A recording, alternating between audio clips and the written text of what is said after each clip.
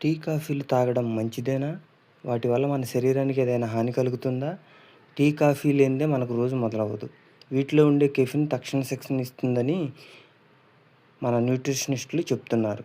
కానీ వీటిని ఎక్కువగా తీసుకోవడం వల్ల మనపై ప్రతికూల ప్రభావం కూడా ఉంటుంది. ఇవి మరి మనకు మంచి చేస్తాయా? లేదా చెడు చేస్తాయా? ఈ వీడియోలో తెలుసుకుందాం. Okay friends, welcome to my channel.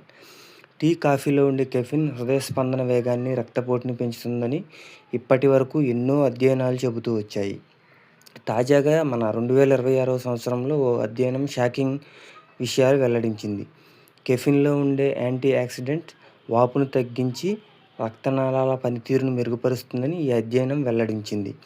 ఒక్క రోజులో మనం 2-3 కప్పులు మాత్రమే తీసుకోవాలని చెబుతుంది. కాఫీలో ఉండే క్లోరోజెనిక్ యాసిడ్స్, టీలో ఉండే ఫ్లవనాయిడ్స్ గుండె జబ్బులను, మధుమేహాన్ని కూడా దూరం చేస్తాయట. మరియు జీవక్రియను కూడా పెంచుతాయి.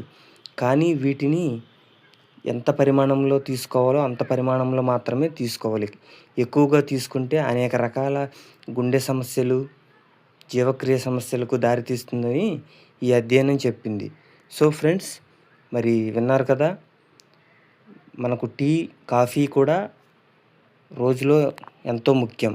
కాబట్టి వాటిని ఎంత లిమిట్‌లో తీసుకోవాలో అంత లిమిట్‌లో మాత్రమే తీసుకోండి. ఎక్కువగా అయితే తీసుకోవద్దు.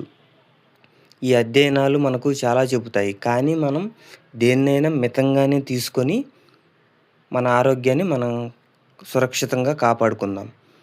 ఇలాంటి వీడియోల కోసం నా ఛానల్‌ని సబ్స్క్రైబ్ చేసుకొని బెల్ ఐకాన్‌ని క్లిక్ చేసి ఈ వీడియోకి ఒక లైక్ ఇవ్వండి.